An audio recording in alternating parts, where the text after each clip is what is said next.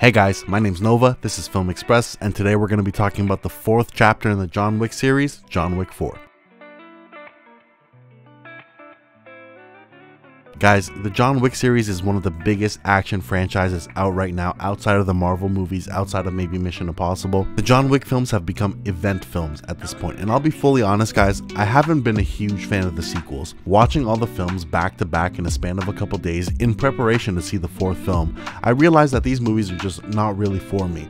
But my appreciation for the first John Wick grew so much more after watching the second, the third, and now the fourth film. And I do appreciate that, these films have gotten kind of larger than life now. These films are now going to be a huge part of pop culture for years and years to come. John Wick 4 is probably the most outrageous one out of the bunch. Similar to Top Gun Maverick last year that came onto the scene and kind of shook the industry up, John Wick 4 is kind of seeing a similar phenomenon. Right now, it's extremely highly rated on IMDb and on Letterboxd. I even posted a pretty negative review about it on Letterboxd, to which I have a backlash of fans. I'm dodging tomatoes left and right on this one. Ultimately, sure, these movies are visual treats, but there's so much lacking here for me to actually love these. We'll start with the positives. The cinematography is top of the line. It's neon drenched and it works. This is truly a showcase for the stuntmen and the production design here. The stuntmen are putting in so much incredible work here. It almost makes me feel like we need an Academy Award just to honor the stuntmen who've done incredible stuff here for John Wick 4. Also the production design, every location, every prop, all the costumes, everything that is put into a frame is top notch. They really put in so much attention to detail here, and it really makes the world feel like something out of a comic book. Like, it feels kind of surreal. It feels out of this world. And you know what? John Wick 1, it was very grounded in reality. Like, sure, there was a couple of scenes in a nightclub and a couple of scenes that were neon drenched as well, but here the whole film is colored with neon.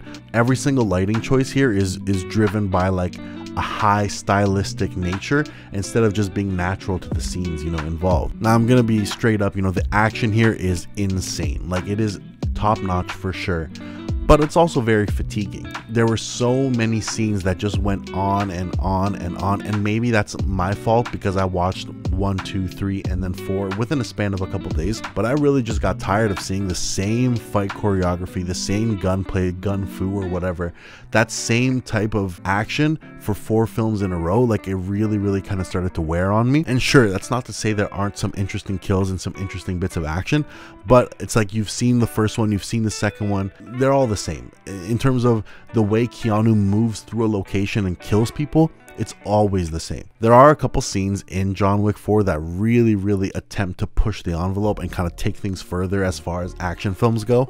There's one scene in particular where the camera kind of moves to an overhead shot, like a bird's eye view, and it really reminded me of something like Hotline Miami. The movie itself really does take inspiration from Hotline Miami in general, because you have just one guy kind of killing gangsters, going through each room and killing them very efficiently. But like the inspiration is now so tangible with this scene, which I call the Hotline Miami scene, because it's a whole sequence where the camera just follows John Wick throughout several rooms while he's killing people with a crazy shotgun that shoots fire, which is interesting. They call it the dragon breath shotgun, and it's very unique. There's also a car chase scene in Paris, which is probably one of the most intricate scenes that they've included in the whole franchise at this point. I mean, the amount of moving parts in that scene alone is worth commending for sure. It's in a similar way where Top Gun Maverick kind of pushed the envelope for camera work last year. John Wick 4 is attempting to do the same. It's really trying to set itself apart from the previous films, which in my opinion visually it did, but this is where we get to the problems. John Wick 4 is one of those films where you just turn your brain off and you enjoy what you're seeing in front of you, but the second you start thinking about what you're watching, the reason why things are happening, the stakes, the actual plot itself, that's really when it starts falling apart super quick. The first film was like grounded in like a heartfelt, emotional realism that you felt for this character, who lost his wife, who lost his dog. You want to see him get revenge. And it also is like coupled with this mythicism, it's like this John Wick, this Baba Yaga, the people fear him, and you feel that in the first film. In the second and third or fourth film, you don't feel that at all. They almost forgot that this was about a man who lost his dog. In fact, in this film, it takes about 2 hours for them to even sprinkle in a reminder that this film was about a man who lost his wife and lost his dog. At the end of the day, I can't even help but say that's lazy writing, because they kind of lost sight of the narrative to include as many action scenes as possible. And you know what? I can't fault them for wanting to make such a rambunctious, outrageous action movie, but that's really the thing. It's lacking that core heart and soul that the original had. You know, at this point, like, you have a $20-25 million bounty for John Wick, and nobody really seems to care. Like, there's nobody who's going out of their way to try to push John Wick into a corner or to try to get that money. To me, that bounty almost feels like an afterthought now, because nobody really cares about it. In fact, they keep presenting new villains and new threats to John Wick that are not really any threats at all. Like, there was no point throughout the film that I felt like he was gonna lose or, you know, get backed up against the wall, or somebody was gonna claim that bounty. At the end of the day, that's really what you want, is that feeling where, you know, he might not survive, and you don't get that in this film. In fact, if I have to really break it down, like, John Wick's plot armor has gotten increasingly ridiculous over the past 4 films. Like, in the first one, you know, he's just a badass, and he's in situations that feel badass, but they also feel really realistic. In the second one, third one, and fourth one, increasingly, he gets in situations where he shouldn't make it out, and he keeps on making it out alive. So many times where he got hurt, and he would just brush it off. Like, he gets shot in the shoulder, it's not a problem. He falls 2 stories onto a steel beam, back onto a floor, onto a car, out of a window, onto a car, onto the street. Like, it doesn't hurt him. He's not phased at all. To me, that's when I start really mentally clocking out of the film. You know, if he's invincible, then why am I watching? It's like when you play a game and you put on invincibility mode, you're not gonna feel any of the stakes. You're not gonna feel any of the threat around you. None of the enemies matter, and that's really what I started feeling in John Wick 4, unfortunately. What's crazy is that any single time that his back is against the wall, what I find ridiculous is that they'll always present a new rule that was never mentioned before to try to get him out of the situation. In this one, they basically have him dead to rights, and they've had him dead to rights in the second one, they've had him dead to rights in the third one, but again, they really have him dead to rights at one point, and they reveal that there's a possibility to have a duel to, you know, kind of fight your way out of it. And in terms of world building, like, I get that they're trying to have this like huge lore of the world of assassins where there are these rules, but to me, these rules were never presented in the original, so they never should be presented now. I ultimately find it a bit ridiculous, and the main thing is I find it to be bad writing, because if you plan out your series and if you know exactly how it's going to end, and you know exactly the journey there and what plot beats are going to be involved, you're going to start setting up hints throughout the story that lead up to your finale. It's called foreshadowing. There's nothing of that sort in the whole John Wick series. There's not once where they knew that they were going to set up a duel. There was not once where they talked about Bill Skarsgård's character. There was never any mention of Donnie Yen's blind character, which to me, like, it feels like things that are just thrown in last minute because the director finds them cool, but they have no weight to the story. It's not like Donnie Yen's character was talked about in the first one, the second one kind of offhand, and then when you finally see him in the fourth one, it's like, oh, this is the guy. Like, we've kind of built up to this. We don't have any of that here. So yeah, the film really just required me to have way too much suspension of disbelief, which I couldn't do. Like, you have to suspend your disbelief over a canyon of bull crap, you know, at the end of the day, and I just can't do that. And maybe that's my fault. Maybe I'm demanding too much from a film like this, which is just really mindless action, but I feel like we can have both. And the Mission Impossible films really do that very well, where they balance, you know, real stunts, real high stakes action with a very emotional, character driven narrative, which always works for me. I always find them to be probably some of the best action films that we have out there right now. Also, the Raid films, you know, the Raid films came out many years ago, but they really knew how to build on the plot and to build on the characters and to build on the world in a way where it never felt too ridiculous. It never started out as something realistic and then became something supernatural, which is what the John Wick films do, unfortunately. So to me, I'll always rather watch something like the Mission Impossible films or the Raid films over John Wick, because what I mentioned before, you know, the mythicism is gone. This is no longer a film about that legendary Baba Yaga that everyone is scared of. So many characters keep getting introduced now that are as badass, if not more badass, than John Wick himself. And you know what, you would think that if this is a world where everyone knows these assassins and everyone's kind of working together, and the whole organization of the table is so large that it's like world spanning, you would think that they would mention these characters at some point, or you would get glimpses of them in the previous films. They really added this on last minute, and it makes for kind of really tacky additions that I personally couldn't get behind. So all this to say that the writing is really what holds it back for me. The so much of the dialogue here was just forgettable, or even just really bad.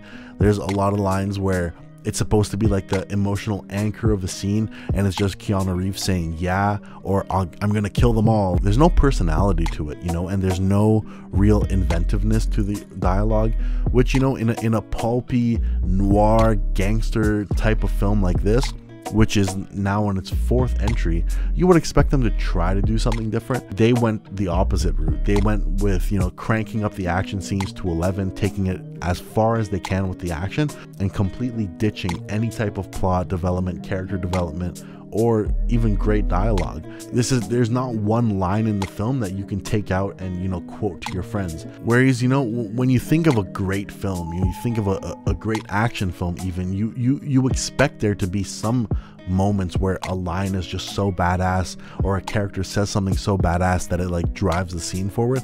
You get none of that here in John Wick 4. I'm a screenwriter. At the end of the day, a script is most important to me. I can have fun watching action on screen, sure, but that action is going to be very surface level, paper thin. It's shallow at the end of the day, because there's no emotions behind it. There's no narrative stakes, and there's nothing to lose. John Wick is not going to get hurt in this film to a point where, you know, he's written off, or the bounty is caught, or something. In some of the best films, you see the character fail, you know, to a point where it almost seems like all hope is lost, and then he bounces back. There was not even a point in this film where that happened, you know. He didn't fail once. There were so many times where enemies had him dead to rights, but they like struggle to pull out their gun, and by the time they pull out their gun, he's walked up to them, takes the gun from their hands, and shoots them in the face. There were so many moments where enemies run up to him and they really have a chance to kill him, but instead of reacting like an assassin would to kill John Wick, they look at each other and shrug, like, oh, is that him? Like, and then that gives John Wick enough time to go run up to them and like slap them in the face and kill them. To me, this is just ridiculous choreography. It's gotten to a point where it's like a guy playing with action figures, you know? You have an idea in your head of how the scene's gonna play out and how your character's gonna get through this huge house full of enemies, and sure, you make it happen, but at no point in there did it ever feel like there was any threat to that main character. So at this point, I'm just really repeating myself, but there are so many moments in this film that lost me just because of that. And like, not to mention Keanu's acting in this one. You know, I love the guy. I've always been a big fan of his career and his career choices. He's been in some badass movies. Like, I'll always love the Matrix films. Like, he's on autopilot at this point, and it really sucks to say that, but the script isn't giving him anything to work with. There may be 1 or 2 moments that are trying to be emotional, but they come in so late into the film. Like, I can really see the fatigue in Keanu's performance, rather than John Wick having gone through so much that he's become a man of few words. So all this to say, guys, John Wick 4, yes, it's pure spectacle, it's pure action, and a lot of you may enjoy it. For me, it was lacking a lot for me to consider it a masterpiece.